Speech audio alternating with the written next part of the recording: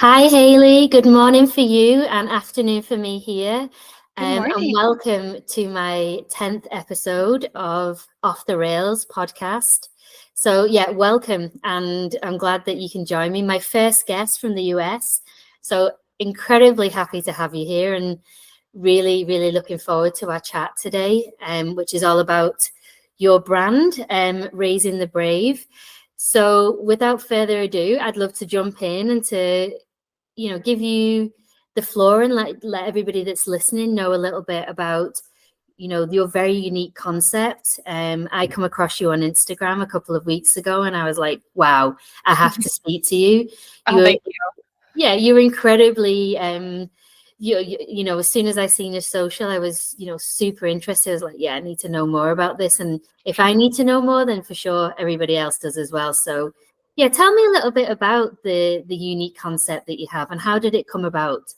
Of course. Well, first off, thank you so much for having me on the podcast. This is such a great opportunity, and it's my first podcast, so I am so excited. But I'm Haley. I'm the owner of Raising Brave Boutique. We are based out of Indiana in the US, so a little bit of the Midwest area. We do travel a little bit.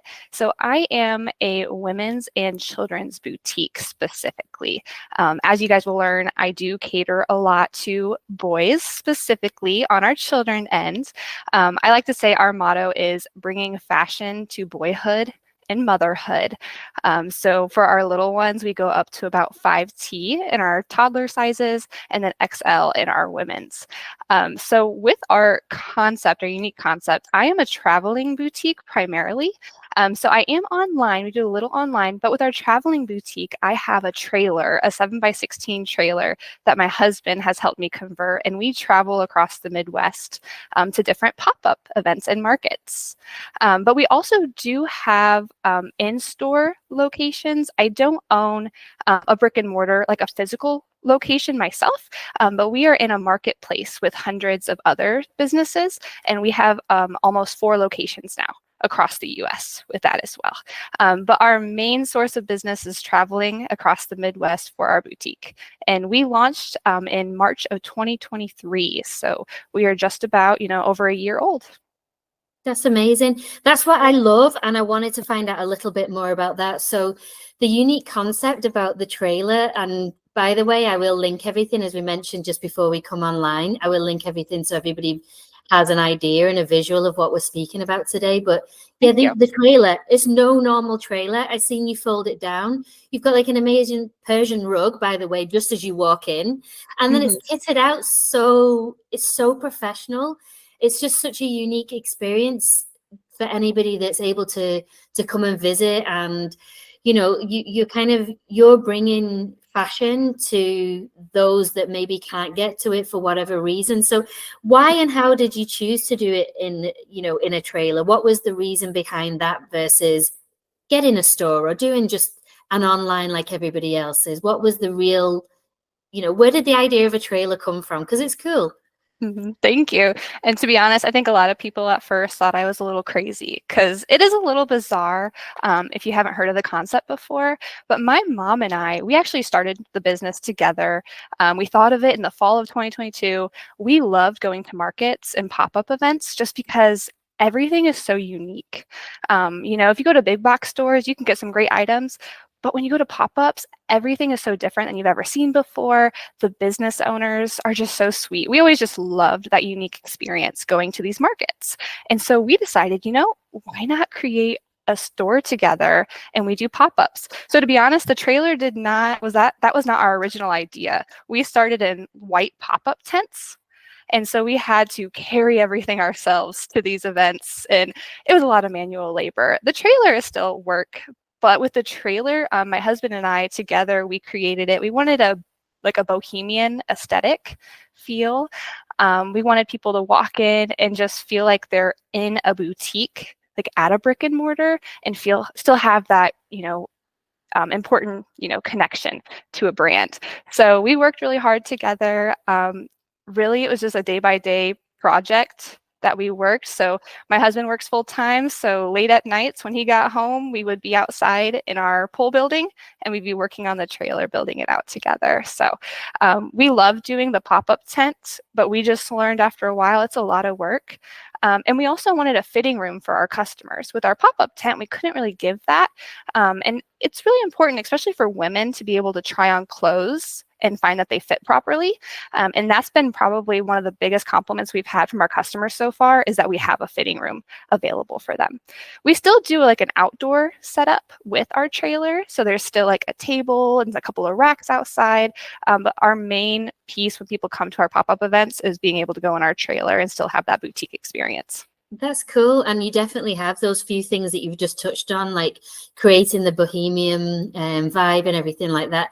That is like sings to my core. And I think that's probably one thing that attracted me when I was scrolling through. I was like, that person, I like what they're doing.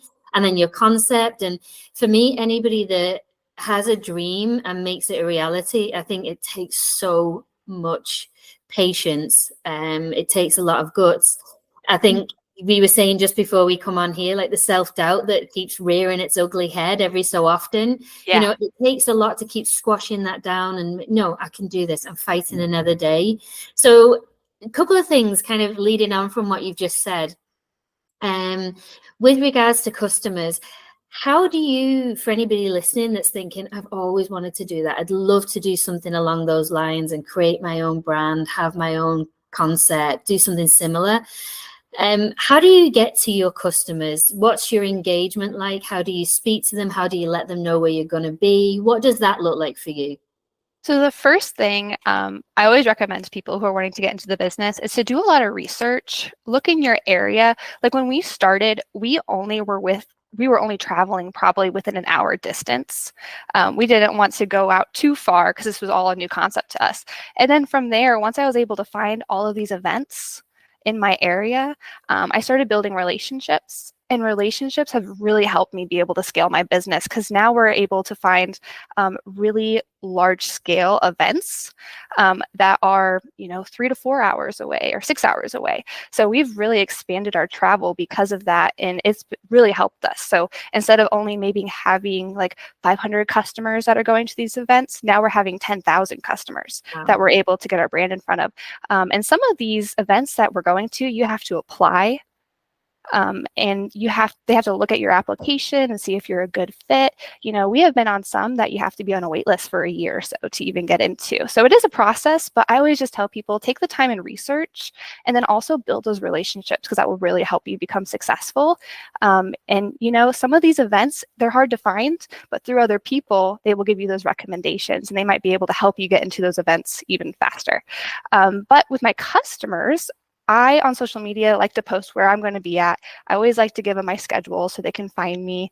But besides social media, it's also on my website, my schedule, so everyone can keep tabs on where we're going to be at. And I also like to post a lot of reels and post of the day of the events, so people can kind of understand a little bit more about what is a pop-up boutique. What is she doing to begin with? Because it is a unique concept, and some people don't go to markets or go to these pop-up events. But I like to try to create an excitement around the experience to help people want to come next time. Absolutely. I think that's a big thing, and this is why I love speaking to people like yourselves, and this concept that is so natural, and you get to speak to people again, you get that feedback, you get the feeling, which somewhat we've lost because of the realm of big corporate companies, so much online, a little bit like what you were just saying around having the fitting room, like all those things you're bringing back, which we've lost naturally to so much online and so much of these bigger platforms. So having that back again and really kind of, you endorsing these kind of little creative moments for people is it's priceless, isn't it?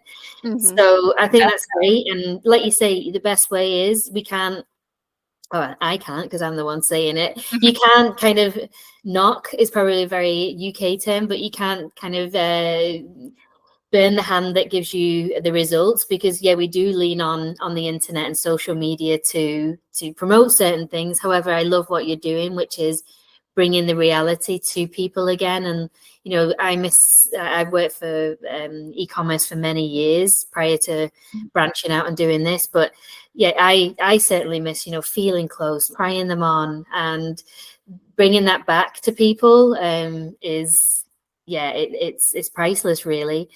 So thinking about that, and also kind of with your customers, so you cater towards moms, you cater towards children, and specifically little boys. Have you got any like cool stories, any like cool interactions that you've had? I can imagine kids coming up to this trailer and it being a shop. It's like, wow, this is cool. Like, what's been your experience in that? Well, it's funny you mentioned the kids. I was at a pop-up event over the weekend, and I had so many children who just loved going up and down my ramp, and they loved going into the fitting room, and they thought it was so cool, which is nice too, because then the moms have a moment where they know their children are fine and they're not distracted, but they're having a good time so that they can actually shop for a moment. Because, as a mom, it can be difficult to shop when you have kiddos because it can be distracting to them and they have to keep going back and forth between their child and can't actually, be able to enjoy shopping themselves. But it's been great, honestly. And I hate calling them my customers because really they become my friends over these events. And I've had a lot of repeat, friends that are coming to visit us at these events. But it's been wonderful hearing all these stories just about how these boy moms specifically have struggled to find clothes that really resonate with them and really, show their style through their children. It's hard as a boy mom to find trendy pieces that they can feel confident in. There's really not a lot of like modern style for boys. And I know when I became, a boy mom myself, I have two boys. It was hard. And even when I was pregnant, I would have people come to me saying, "Are you having a boy or girl?" And when they'd find out I'd have a boy, they're like, "Aw, but girls, you can dress them, it's so much more fun to dress little girls. Boys, on the other hand." So when I heard all of those comments over and over, it really like told me like, hey, you need to open a boutique specifically for those boy moms so that they can have modern pieces that they can feel proud of.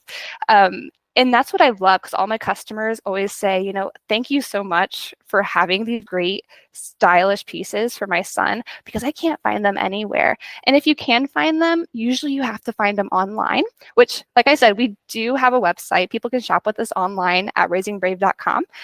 But people like to be able to have that in-person experience too. So that's why we like to bring those modern pieces to the moms in person. So it's been a lot of fun just being able to connect with other boy moms, and they're just always so excited. It's fun to see their faces light up when they walk into our trailer, especially when they see all the boy clothes. Yeah, and I think that's what's so kind of authentic about what you're doing is the fact that you've lived and you are living that reality of, like you say, the opportunity for people that have little girls. Yeah, it's, oh, you can dress them so cute. There's everything, it seems to be an endless supply of merchandise that's tailored towards little girls. However, yes, it's much more limited when you go into a store for boys. So the fact that you realize the problem and you were like, okay, I'm going to make sure that this isn't a continued problem. I'm going to bring a solution. And you know it firsthand, which is the beauty of anybody walking into, your trailer online. It's like, well, this person really knows, because they've lived through it. They're not just bridging a gap because it's going to make some money. They know, that there is difficulty. We want to have kids being able to express themselves in a certain way and not just, that'll work because, you're gonna, it's fit for purpose, but it's also, like you say, it's trend led. It looks good. The kids feel comfortable and it's fun, and that's what it should be about when you're a child. It should have all those things, tick all those boxes. Yeah, definitely. And there's nothing wrong with characters on the boy clothes or like TV shows. But that's what the market currently is. It seems like all the boy clothes are just characters or like police cars or construction vehicles. It's nothing that moms can dress up their little ones and do family photos together and love their outfit or their style. Like I like to dress my boys, I always say rad, kind of like streetwear, punk style. So that's always resonated with me. And that's a lot of the clothes that I like to offer my moms. That's cool. No, I love that. And like I say, I think the fact that you can relate and you firsthand had those experiences and you found the solution to a problem. And I think that goes without saying is the foundation of any good business. If you know that there's a problem out there and you know how to solve it, then amazing. Yeah, absolutely. So one thing I wanted to ask kind of further than that, obviously, you thought up your brand, started out, you have the support of what sounds like your mom, your husband, you have your kids involved, because they're naturally going to be your inspiration, because that's who you're wanting to cater for. But on the business side, what have been your biggest learnings? Because again, anybody that's listening to this podcast, they may have a similar aspiration, but there's always so many great things that, we can do with businesses. And, what we post on social media is 9 times out of 10, the great stuff, the nice things. But Yes. what are the challenges that you personally have faced through, launching your own business, that you would give advice to anybody listening? So I think one challenge, at least when I started, I compared myself a lot to other boutique owners and others in the business. And I had to learn, like, for me, like, I need to step away. And I love all my boutique friends that I've made, but I did have to unfollow them so that I did not see them day to day and see what they're doing, because I wanted to be my own person and have my own business and do things differently. Because, social media, it's so easy to see the same thing over and over, and then you want to do the same thing. So I just had to step away a little bit. I wanted to do my own thing. And not only that is, I would compare myself, but you don't know where they are at in their business journey. They could be like 5 years ahead from where I'm at. So, everyone's success is different, and everyone is at a different step in their journey. So I just had to learn not to compare myself. I think that's a really, really, really good tip, because we speak a lot of, the world speaks a lot about younger people getting swept up in social media and how it influences you, how it makes, has a negative connotation, all these things. I think regardless of your age, it does that. I find myself mindlessly scrolling, thinking of, oh, I could do that. Oh, that looked really good. Oh, that looked really polished. Mine doesn't look that way. And that constant comparison can be damaging. Like, yes, it's good to do your research and understand where you sit from a peer level, of course, and we can't blinker ourselves from that completely.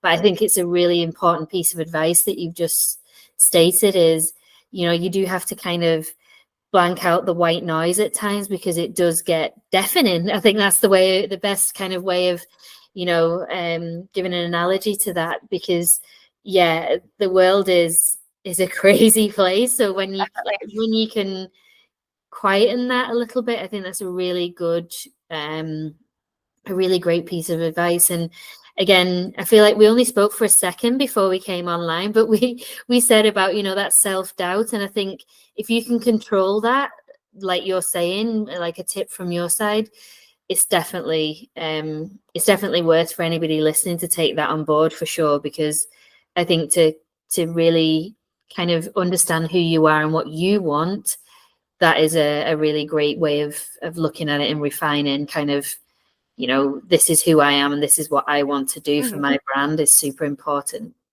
And cool. Self-doubt is definitely something that I know my whole life I honestly struggled with. I had a hard time, with confidence issues growing up.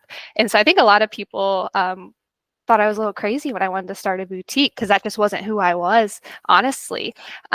But through the business and through my boutique, I have been able to gain so much more confidence. And so, like, just looking back, only a year, because we've only been in business a year, I think I'm a completely different person, a more confident person, which has been amazing. And so, to other business owners who struggle with confidence, I definitely recommend, like I said earlier, just building those connections and finding other business owners that you can rely on.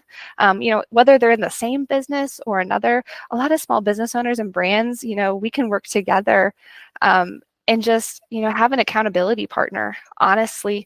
And, our friends and family, they are great supporters, but they don't always understand the business side. Or sometimes they might think that your business is just a side hustle, as some people will say, but we are very serious about our business. So we need other people who are like-minded and also serious about theirs. It's nice to have people to bounce ideas off of as well. Completely. But you've hit the nail on the head. Like, you couldn't have been more accurate with that.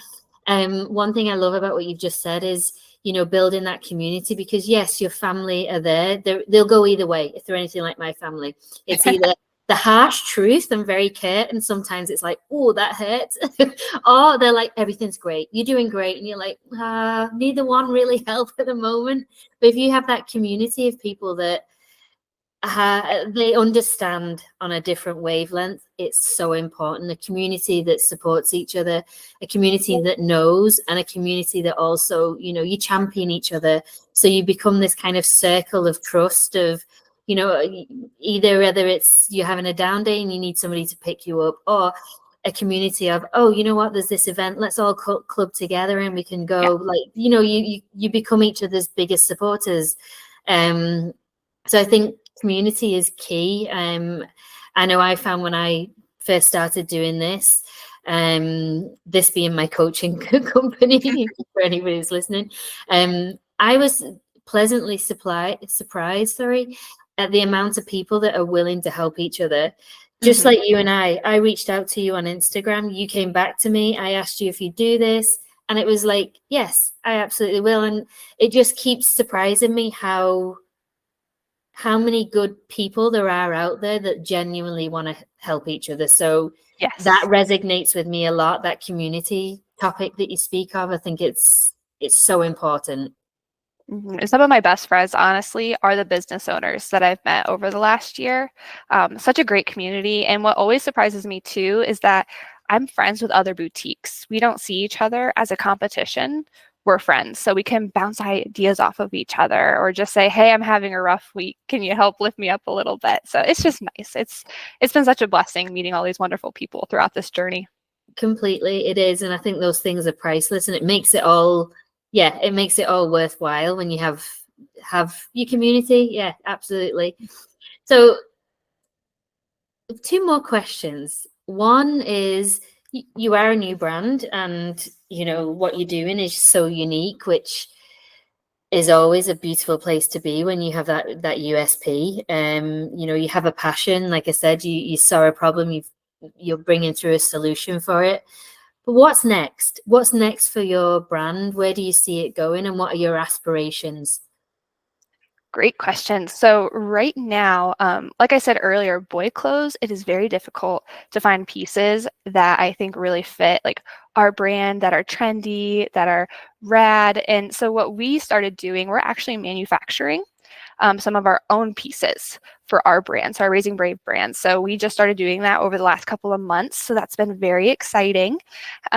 So right now we're working on that. Hopefully we can ramp it up more, this fall and winter to have more Raising Brave specific pieces. But besides that, honestly, just continuing to travel. We go to pop-up events about twice a month. And we don't do every weekend just because, like I said, I'm a mom, I have a family. We need those weekends just to rest and just to be, but just to continue traveling. And then also, like I said earlier, we have 4 locations within a marketplace. And I'm hoping that we can maybe have up to 6 before 2025. Cool. I think that's really, really great aspirations. The fact that you're doing your own label is, that's something mega to be proud of. I think that's beautiful to have your own range and complete, creative direction of what you want to do, and really putting your stamp on things is, that's going to be special. Absolutely. Thank you.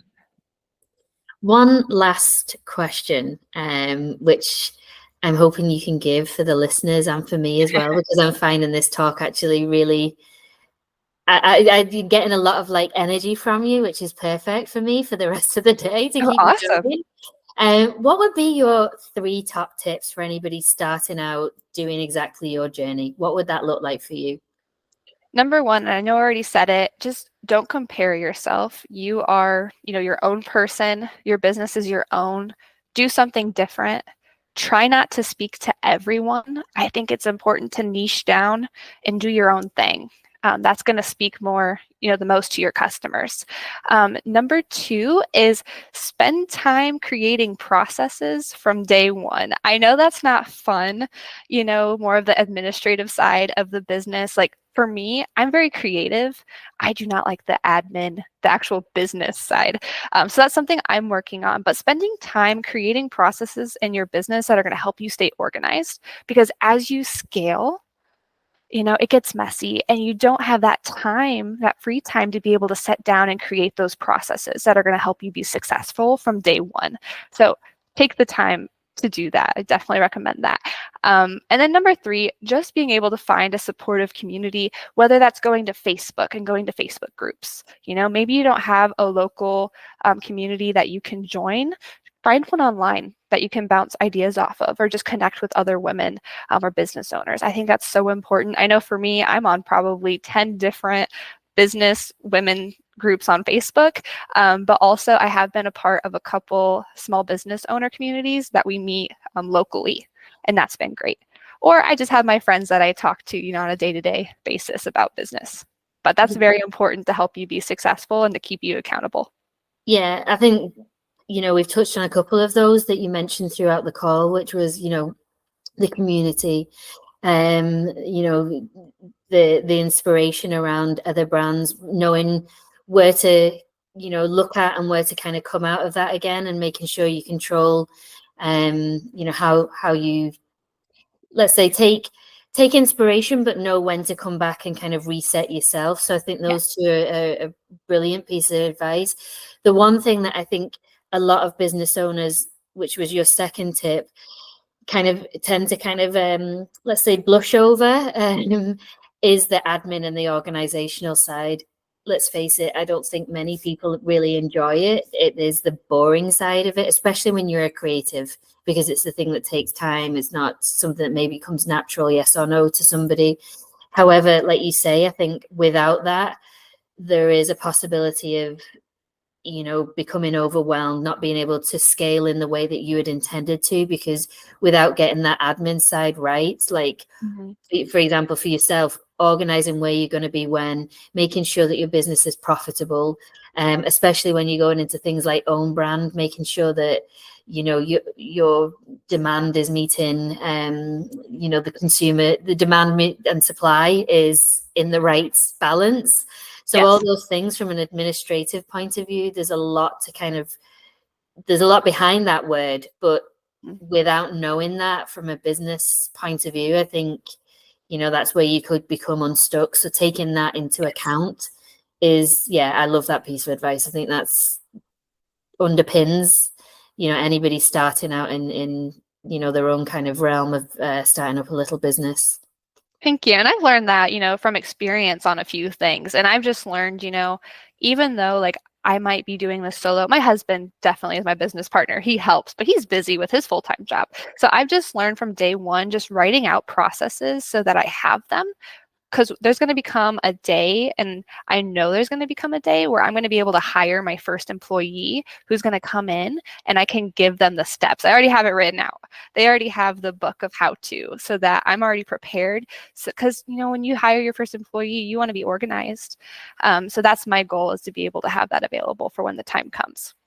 Yeah, and I love that. Like your voice just picked up that, that for anybody that is a small business owner, and I dream of that day as well, that you will have your first employee. Like that's another beautiful aspiration to have, like, and I hope that comes for you soon. Thank you. Because what you're doing is brilliant. And I think, everything that you've spoken about, you're obviously very passionate about what you do, and you're breaking barriers. You're not afraid to keep moving, trying new things, keeping every door open. And like anything, I think anybody that's listening to this is, with a small business, you have to keep trying. There's no right and there's no wrong, and you'll learn when there's things that might not go the way you want it. But I think for anybody that wants to start their own business, it's, don't be afraid to fail in certain elements of, as you open those doors. But the fact that you're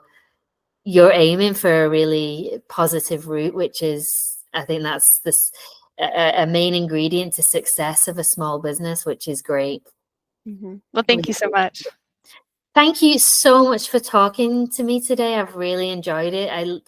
I think anybody that's listening can definitely tell that I've enjoyed it. I really love speaking to anybody, but I love speaking to women that, you've already got enough on your plate. You've got 2 small children, you're doing your own thing, which, that sentence doesn't really empower what you're really doing. But to set up a business and keep moving forward is huge. The amount of people that are, keep saying tomorrow, I might try that, or maybe next year.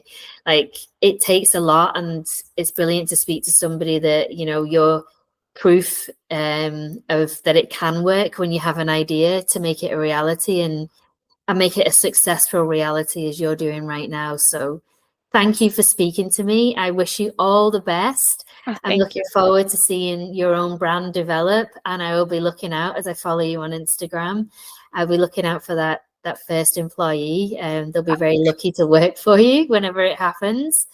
Well, thank you for this opportunity. Absolutely. It's been so fun. What I'll do, as I mentioned, I'll link all of your socials here, Instagram, your website, and I'm looking forward to seeing your journey continue. So thank you, Hayley, for today. I really appreciate it.